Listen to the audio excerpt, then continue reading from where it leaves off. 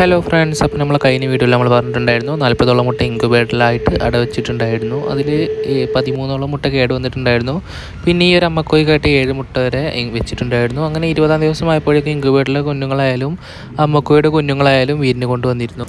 അങ്ങനെ പിറ്റേ ദിവസം 21-ാം ദിവസമായപ്പോഴേക്കും ഇൻക്യുബേറ്ററിൽ ഒരു ഓൾമോസ്റ്റ് എല്ലാ കോഴിക്കുഞ്ഞുങ്ങളും വിരിഞ്ഞിട്ടുണ്ടായിരുന്നു. അങ്ങനെ മുട്ടത്തോടെല്ലാം നമ്മൾ വൃത്തിയാക്കിയിട്ട് നല്ല നീറ്റായിട്ട്, കാരണം അടുത്ത കോഴിക്കുഞ്ഞുങ്ങൾക്ക് വിരിയാനുള്ളത് കൊണ്ട് നല്ല പ്രൊട്ടക്ഷനൊക്കെ ചെയ്തിട്ടുണ്ടായിരുന്നു. അങ്ങനെയാണെങ്കിൽ എല്ലാ കോഴിക്കുഞ്ഞുങ്ങൾക്കും നല്ല പ്രോപ്പറായിട്ട് വിരിഞ്ഞിറങ്ങാൻ കഴിയും, അല്ലെങ്കിൽ പ്രയാസപ്പെടേണ്ട എന്നുള്ള രീതിയിൽ നമ്മളെല്ലാം വൃത്തിയാക്കിയിട്ടുണ്ടായിരുന്നു. അങ്ങനെ ഗ്ലൂക്കോസ് പൊടി ഇട്ടൊരു വെള്ളത്തിൽ നമ്മൾ മഞ്ഞൾപ്പൊടിയും കൂടി മിക്സ് ചെയ്തിട്ട് നമ്മൾ പത്രം ചെറുതായിട്ടൊന്ന് ചുരുട്ടി വിരിച്ചിട്ടാണ് കോഴിക്കുഞ്ഞുങ്ങൾ ആദ്യമായിട്ട് ഇറക്കുക. കാരണം അല്ലെങ്കിൽ കോഴിക്കുഞ്ഞുങ്ങൾക്ക് ഗ്രിപ്പിൻ്റെ ചെറിയ പ്രശ്നം ഉണ്ടാവും.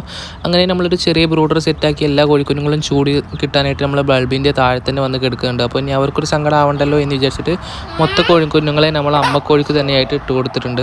അങ്ങനെ അമ്മക്കോഴിയും 30ഓളം കോഴിക്കുഞ്ഞുങ്ങളും സുഖമായിട്ട് തന്നെ ഇരിക്കുന്നുണ്ടായിരുന്നു. അങ്ങനെ 7 ദിവസം കഴിഞ്ഞപ്പോഴേക്കും നമ്മൾ എല്ലാ കോഴിക്കുഞ്ഞുങ്ങൾക്കും വാക്സിൻ കൊടുത്തിട്ടുണ്ട്. അങ്ങനെ നമ്മൾ കൊടുക്കേണ്ട രീതിയും നമ്മൾ കഴിഞ്ഞ വീഡിയോ നമ്മൾ പറഞ്ഞിട്ടുണ്ടായിരുന്നു. കണ്ണിലോട്ട് ഒരു തുള്ളി, മൂക്കിലോട്ട് ഒരു തുള്ളി ലെസോട്ട വാക്സിനാണ് കൊടുക്കേണ്ടത്. 5, 6, 7 ദിവസങ്ങളിലായിട്ട് വാക്സിൻ കൊടുക്കുമ്പോഴാണ് അത് പ്രോപ്പറായിട്ട് കോഴിക്കുഞ്ഞുങ്ങൾക്ക് എഫക്റ്റ് ചെയ്യുക. നമ്മൾ IBDയും കൊടുക്കണം, അപ്പോഴേ പ്രോപ്പറായിട്ട് ആ വാക്സിനേഷൻ കംപ്ലീറ്റ് ആവുള്ളൂ.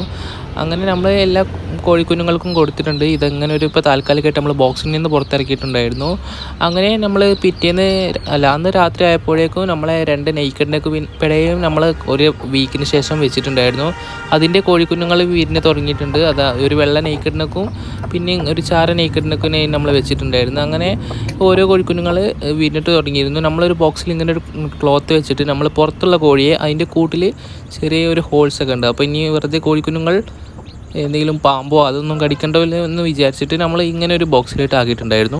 അങ്ങനെ ഏകദേശം ഒരു 24 മണിക്കൂർ കഴിഞ്ഞപ്പോഴേക്കും ഓൾമോസ്റ്റ് എല്ലാ കോഴിക്കുഞ്ഞുങ്ങളും വിരിഞ്ഞിട്ടുണ്ടായിരുന്നു.